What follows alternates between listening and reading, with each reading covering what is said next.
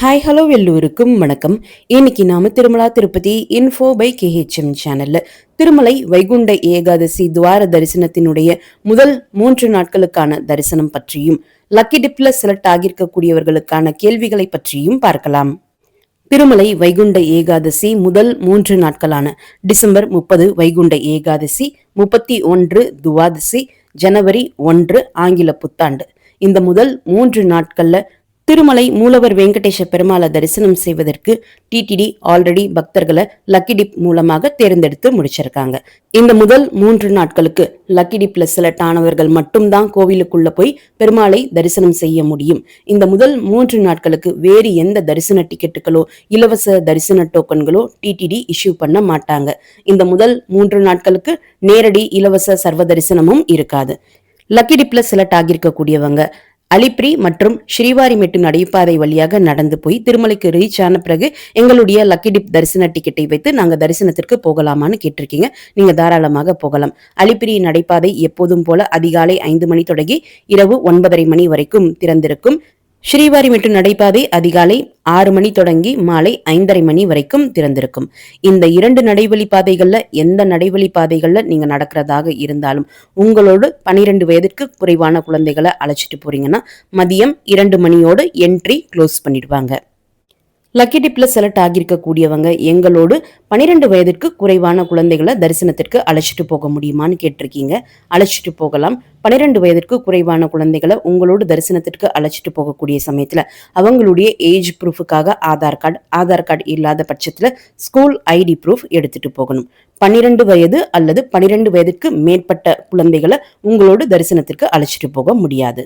சிலர் என்னுடைய பேரண்ட்ஸ் இந்த லக்கி டிப்ல செலக்ட் ஆகியிருக்காங்க, ஆனா அவங்க தனியா போறதுக்கு யோசிக்கிறாங்க, அவங்களோடு சேர்த்து எங்களை தரிசனத்திற்கு அலோ பண்ணுவாங்களான்னு கேட்டிருக்கீங்க. அப்படி அலோ பண்ண மாட்டாங்க. யார் லக்கி டிப்ல செலக்ட் ஆகியிருக்கீங்களோ யாருடைய பேரும் ஆதார் கார்டு நம்பரும் அந்த டிக்கெட்ல இருக்கோ அவங்கள மட்டும்தான் தரிசனத்திற்காக அனுப்புவாங்க. அதே போல சிலர் லக்கி டிப்ல நாங்க 3 பேர் செலக்ட் ஆனோம், இப்போ ஒருத்தரால வர முடியல, அந்த ஒருத்தருக்கு பதிலாக வேறு யாரையாவது நாங்க தரிசனத்திற்கு அழைச்சிட்டு போகலாமா, அந்த ஒருத்தரினுடைய யார் செலக்ட் ஆகியிருக்காங்களோ அவங்களுடைய ஆதார் கார்டை வைத்து வேறு யாரையாவது நாங்க தரிசனத்திற்கு அழைச்சிட்டு போகலாமான்னா அப்படி நீங்க அழைச்சிட்டு போக முடியாது. நீங்க அழைச்சிட்டு போனாலும் தரிசனத்திற்கு அவங்க அலோ பண்ண மாட்டாங்க. இந்த 3 நாட்கள்ல தரிசனத்திற்காக ரிப்போர்ட் பண்றதுக்கு நாம செலக்ட் ஆகியிருக்கக்கூடிய தரிசன தேதி மற்றும் தரிசன நேரத்தை பொறுத்து ரிப்போர்ட்டிங் பாயிண்ட்ஸ் கொடுத்திருக்காங்க. இந்த ரிப்போர்ட்டிங் பாயிண்ட்டும் நம்முடைய லக்கி டிப் டிக்கெட்லயே பிரிண்ட் ஆகியிருக்கும். ஒரே ரிப்போர்ட்டிங் பாயிண்ட் வழியாக ஒரு நாள் முழுவதும் எல்லா பக்தர்களையுமே நம்ம தரிசனத்திற்கு அனுப்பக்கூடிய சமயத்துல அந்த இடத்துல கூட்டமும் அதிகமாகும், கியூவும் கொஞ்சம் மெதுவா மூவ் ஆகும், தரிசனத்திற்கும் நேரம் அதிகமாக எடுக்கும் என்பதனாலதான் இது போல வெவ்வேறு ரிப்போர்ட்டிங் பாயிண்ட்ஸ் வெவ்வேறு தரிசன ஸ்லாட்டுக்கு டிடிடி மென்ஷன் பண்ணி கொடுத்திருக்காங்க. இந்த இடங்களுக்கு திருமலையில் இருக்கக்கூடிய இலவச பஸ் மூலமாக நம்ம போகலாம், அல்லது பிரைவேட் கேப் மற்றும் ஜீப் கூட இருக்கும், அதுல கூட நம்ம போகலாம். ஏடிஜிஹெச் சர்க்கிள் என்று சொல்லப்படக்கூடிய Alwar tank guest house circle, Sila Thoranam, Krishna Teja circle மற்றும் ஏடிசி சர்க்கிள் தான் தரிசனத்திற்காக ரிப்போர்ட்டிங் பாயிண்டா டிடிடி கொடுத்திருக்காங்க. இந்த இடங்கள் எங்க இருக்கு என்று சிலர் கேட்டிருக்கீங்க. ஏடிஜிஹெச் சர்க்கிள் என்பது பொதுவாகவே டோக்கன் தரிசனத்திற்காக கொடுக்கப்படக்கூடிய ரிப்போர்ட்டிங் பாயிண்ட். அதுதான் இந்த முதல் 3 நாட்கள்ல ஒரு ரிப்போர்ட்டிங் பாயிண்டா கொடுத்திருக்காங்க. இது திருமலையில இருக்கக்கூடிய ஜெய்ஓ கேம்ப் ஆபீஸுக்கு எக்ஸாக்ட்லி ஆப்போசிட்ல இருக்கு.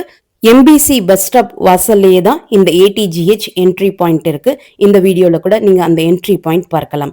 அடுத்து ஏடிசி சர்க்கிள் என்பது 300 ரூபாய் ஸ்பெஷல் என்ட்ரி தரிசனத்திற்காக பொதுவாக மற்ற நாட்கள்ல கொடுக்கப்படக்கூடிய தரிசன என்ட்ரி பாயிண்ட் தான் இது. இந்த இடம் வைகுண்டம் கியூ காம்ப்ளெக்ஸ் 1 பக்கத்துல இருக்கு. இது புரோஹித் சங்கம் பக்கத்துல இருக்கு, அல்லது கோகர்பம் டேம் சர்க்கிள்னு கேட்டாலும் தெரியும், அதற்கு பக்கத்திலேயே தான் இந்த இடம் இருக்கு. அடுத்து கிருஷ்ண தேஜா சர்க்கிள் கொடுத்திருக்காங்க. இந்த கிருஷ்ண தேஜா சர்க்கிள் என்பதுதான் பொதுவாகவே திருமலையில டோக்கன் இல்லா நேரடி சர்வ தரிசனம் மூலமாக தரிசனத்திற்கு போகக்கூடிய என்ட்ரி பாயிண்ட். இந்த கிருஷ்ண தேஜா சர்க்கிள் என்பது வைகுண்டம் கியூ காம்ப்ளெக்ஸ் 2 பக்கத்துல இருக்கு. எஸ்வி மியூசியத்துல இருந்து நடக்கக்கூடிய தூரத்துல தான் இந்த கிருஷ்ண தேஜா என்ட்ரி பாயிண்ட்டும் இருக்கு. இந்த இடங்களுக்கெல்லாம் நம்ம தேடி போகணும் அல்லது நடந்து போகணும் என்பதை விட நீங்க திருமலையில இருக்கக்கூடிய இலவச பஸ் மூலமாக போயிட்டீங்கன்னா அந்தந்த என்ட்ரி பாயிண்ட்ஸ் பேரை சொல்லி அவங்களே இறக்கி விடுவாங்க, நம்ம ஈஸியா போயிடலாம். அடுத்து இந்த முதல் 3 நாட்களுக்கு லக்கி டிப்ல செலக்ட் ஆகியிருக்கக்கூடியவங்க அகாமடேஷன் ரூம் வசதிகள் பற்றி கேட்டிருக்கீங்க. லக்கி டிப் ரிசல்ட் வெளியான உடனே ஆன்லைன்லேயே கீழ் திருப்பதி என்று சொல்லப்படக்கூடிய திருப்பதி அகாமடேஷன் புக்கிங் ஓபன் பண்ணியிருந்தாங்க. சிலர் இதை தெரிந்து ஆன்லைன்லேயே கீழ் திருப்பதியில் இருக்கக்கூடிய டிடிடி ரூம்ஸ்ல புக் பண்ணியிருந்தீங்க. சிலர் இந்த விஷயம் தெரியாதனாலையும் டிலேடா பார்த்த சமயத்துல டிடிடி ரூம்ஸ் எல்லாமே கீழ் திருப்பதி லொகேஷன்ல புக் ஆகியிருந்தனாலையும் ரூம் புக் பண்ண முடியல. இப்போ நாங்க எப்படி ரூம் புக் பண்ணணும் என்று கேட்டிருக்கீங்க. சப்போஸ் உங்களுக்கு கீழ் திருப்பதியில தங்குறதுக்கு இடம் தேவைப்பட்டால் ரயில்வே ஸ்டேஷனுக்கு பக்கத்துல இருக்கக்கூடிய விஷ்ணு நிவாசத்துல காலையில 6 மணி தொடங்கி இரவு 9 மணி வரைக்கும் ஆஃப்லைன்ல ரூம் கொடுப்பாங்க.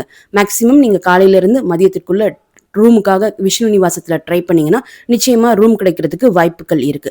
மதியத்திற்கு மேல போகும்போது நமக்கு ரூம் கிடைக்கிறதுக்கும் நேரம் அதிகமாக இருக்கும். அவைலபிலிட்டி இல்லாத பட்சத்துல ரூம் கிடைக்காம போறதுக்குமான வாய்ப்புகள் கூட இருக்கு. அதே சமயம் உங்களுக்கு திருமலை என்று சொல்லப்படக்கூடிய மேல் திருப்பதியில தங்குவதற்கு ரூம் தேவைப்பட்டால் சிஆர்ஓ ஆபீஸினுடைய பேஸ்மெண்ட் ஃப்ளோர்ல இருக்கக்கூடிய ஆஃப்லைன் ரூம் புக்கிங் கவுண்டர்ல தினமுமே அதிகாலை 5 மணி தொடங்கி ரூம் கொடுக்க ஆரம்பிப்பாங்க. காலையில இருந்து மதியத்திற்குள்ள போயிட்டீங்கன்னா ரூம் மேக்சிமம் 1 மணி நேரத்துல இருந்து 4 மணி நேரத்திற்குள் அன்றைய நாளினுடைய கூட்டத்தை பொறுத்தும் ரூம் அவைலபிலிட்டி பொறுத்தும் நமக்கு சீக்கிரமாகவே கிடைச்சிடும். மதியத்திற்கு மேல ஈவினிங் நைட் போகும்போது தான் நமக்கு ரூம் அவைலபிலிட்டி இல்லாத பட்சத்துல ரூம் கிடைக்காம போறதுக்கும் சான்சஸ் இருக்கு. அல்லது அவைலபிலிட்டி இருந்தாலும் ரூம் கிடைக்கிறதுக்கு கொஞ்சம் அதிகமான நேரம் ஆகிறதுக்கும் வாய்ப்புகள் இருக்கு. இந்த கீழ் திருப்பதி மற்றும் மேல் திருப்பதியில ஆஃப்லைன்ல ரூம் எடுப்பதற்கு ஆதார் கார்டு மற்றும் மொபைல் நம்பர் அவசியம். மினிமம் 2 நபர்கள் அல்லது 2க்கு மேற்பட்ட நபர்கள் இருந்தால்தான் நமக்கு ரூம் டிடிடி கொடுப்பாங்க. தனி ஒரு நபர் மட்டும்தான் லக்கி டிப்ல செலக்ட் ஆகியிருக்கீங்க அப்படின்னா தனி ஒரு நபருக்கு டிடிடி கீழ் திருப்பதி மற்றும் மேல் திருப்பதியில ரூம் கொடுப்பது கிடையாது. தனி நபரா போயிருக்கக்கூடியவங்களோ அல்லது டிடிடி ரூம் கிடைக்காதவங்களோ இலவச லாக்கர்ஸ் மற்றும் இலவச டார்மெட்ரி ஹால் வசதிகளை கூட பயன்படுத்திக்கலாம். கீழ் திருப்பதியில பஸ் ஸ்டாண்டுக்கு பக்கத்துல இருக்கக்கூடிய ஸ்ரீனிவாசம், ரயில்வே ஸ்டேஷனுக்கு பக்கத்துல இருக்கக்கூடிய விஷ்ணு நிவாசம், இந்த 2 இடங்கள்லையுமே இலவச லாக்கர்ஸ் மற்றும் இலவச டார்மெட்ரி ஹால் வசதிகள் இருக்கு. நீங்க அங்க போய் ரெஃப்ரெஷ் பண்ணிட்டு தரிசனத்திற்காக மேல் திருப்பதிக்கு வரலாம்.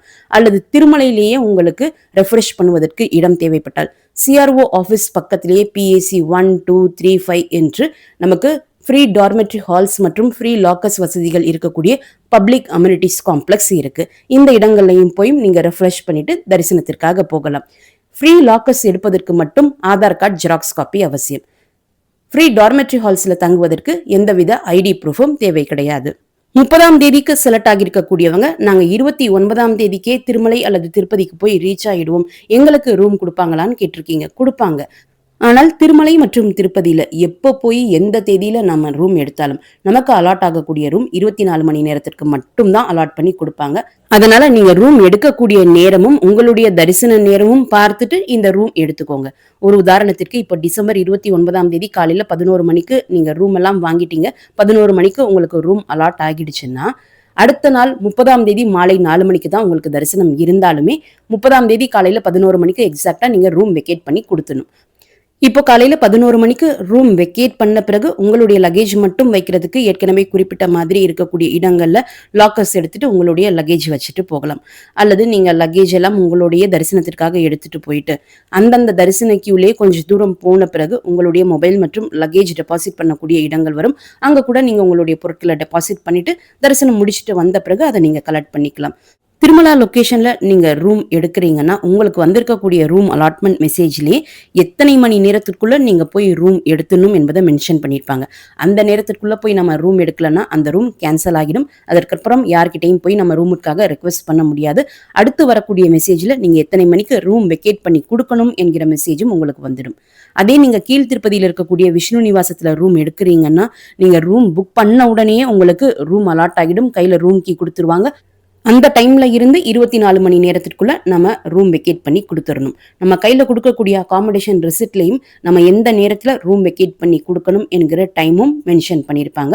ஸோ அதையுமே நீங்க கவனமா பார்த்துக்கோங்க.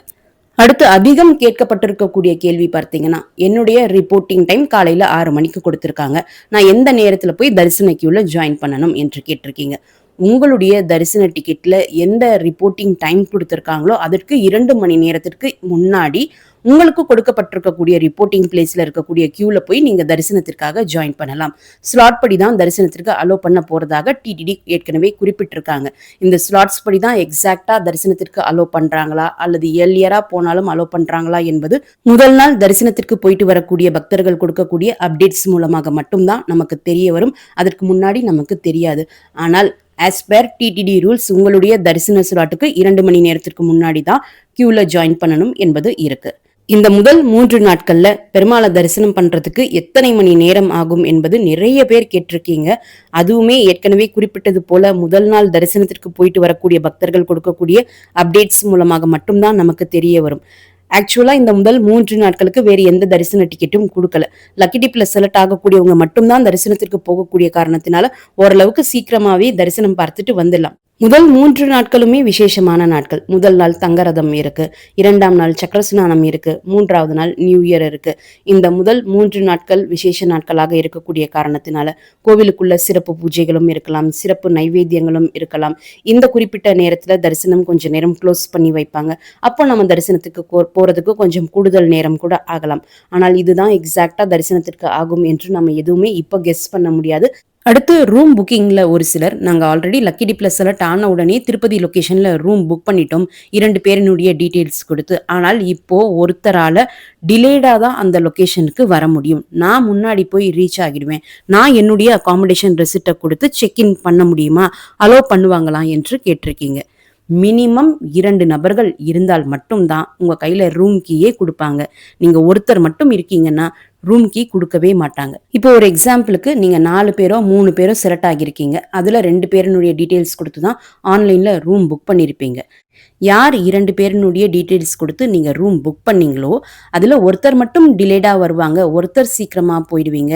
ஆனால் லக்கி டிப்ல செலக்ட் ஆனா மீதம் 2 பேர் என் கூட இருக்காங்கன்னா, ரூம் கீ நீங்க வாங்கிக்கலாம். யார் 2 பேரினுடைய டீட்டெயில்ஸ் குடுத்து நம்ம அகாமடேஷன் புக் பண்ணோமோ, அதுல ஒருத்தரும் எக்ஸ்ட்ராவா ஒருத்தரும் நீங்க இருந்தீங்கன்னா, ரூம் கீ தாராளமாக வாங்கிக்கலாம். ரூம் யார் பேர்ல புக் பண்ணோமோ, அந்த 2 பேருமே ரூம் கீ வாங்குறப்போ இருக்கணும் என்பது அவசியம் கிடையாது. அந்த ரூம் புக் பண்ண 2 பேர்ல கண்டிப்பா ஒருத்தர் இருந்தே ஆகணும்.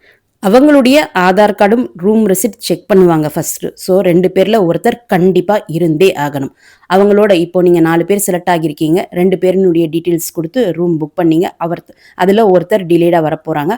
ஆனா லக்கி டிப்ல செலக்ட் ஆன மீதம் 2 பேர் உங்க கூட இருக்காங்கன்னா, உங்களோட யாரெல்லாம் ஸ்டே பண்ண போறாங்கன்னு கேட்கும்போது நீங்க அவங்கள காட்டிட்டு ரூம் கீ எடுத்துக்கலாம்.